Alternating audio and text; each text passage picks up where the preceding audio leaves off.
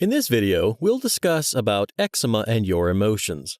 We wouldn't be human if we didn't have emotions, both positive and negative.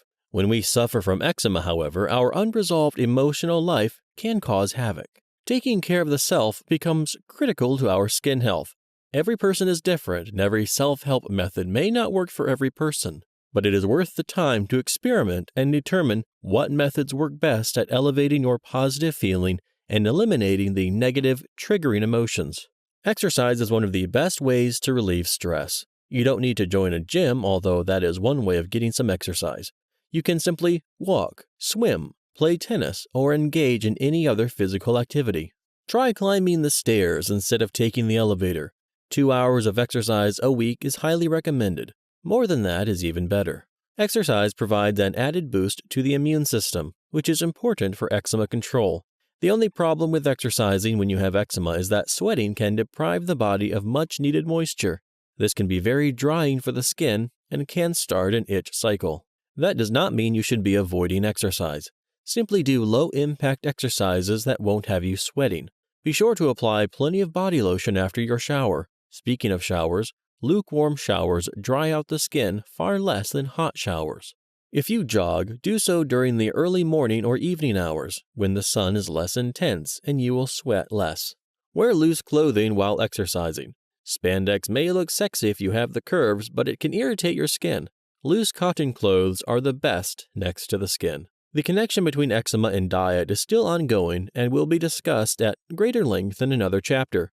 But it helps to remember that eczema can be triggered by allergies, and glutens, nuts, and dairy are the worst culprits.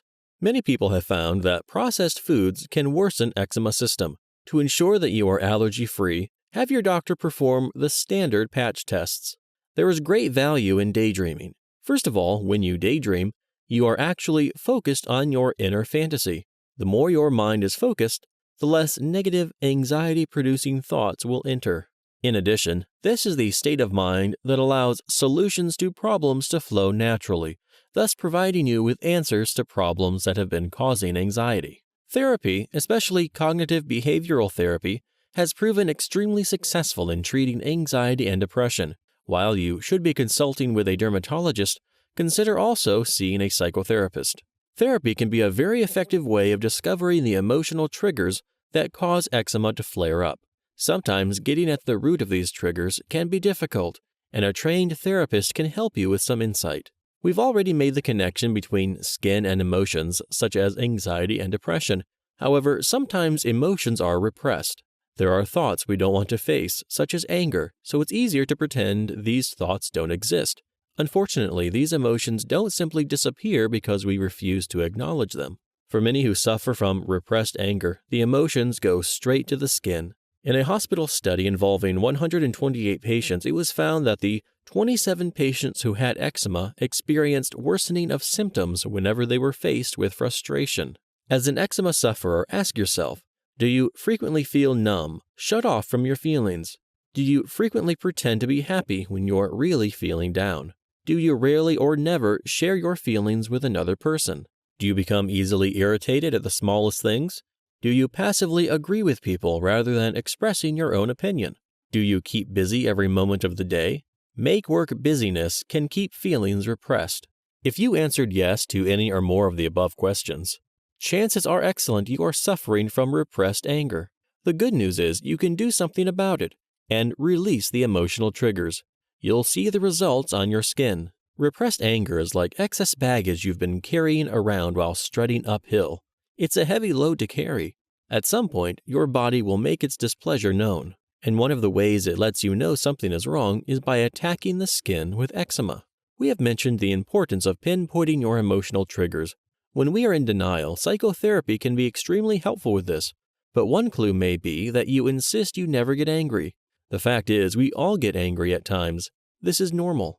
Chances are, if you never get angry, your anger is being repressed and fueling your skin with toxins. Forget for a moment what repressed anger does to your relationships. Before it affects another person, it can ruin your health in general, and your skin in particular. Anger can be the result of childhood abuse from 30 years ago, or a current work situation involving a nasty boss. The anger may be perfectly normal and justified, but we are frequently taught at an early age that anger is inappropriate. All too often, parents will tell a child, "How dare you get angry with grandma?" So anger gets repressed until it becomes a habit, and our skin may well be paying the price. Begin by being totally honest with yourself. This can be harder than it seems. Allow yourself to be open to any thoughts that may come into your head. We all have emotional needs, especially as children. When these needs aren't met, we become angry. But as children, we don't feel strong enough to express those emotions, so they become buried. You are no longer a helpless child, so it's okay to express any feeling as it arises. Then, once you have gotten in touch with some or all of the repressed anger, you need to release it. It isn't necessary or sometimes advisable to confront the source of your anger directly. You don't want to get fired from a job before you have another one lined up. If your repressed anger goes back to childhood, the culprit may actually be dead at this point. But acknowledging the anger is crucial. You cannot change that which remains unacknowledged. Then, work toward forgiveness. This means accepting and moving on with your life. Your life matters. The other person has been made inconsequential. Removing repressed anger from your life is a gift you give yourself, and your skin will surely reap the benefits.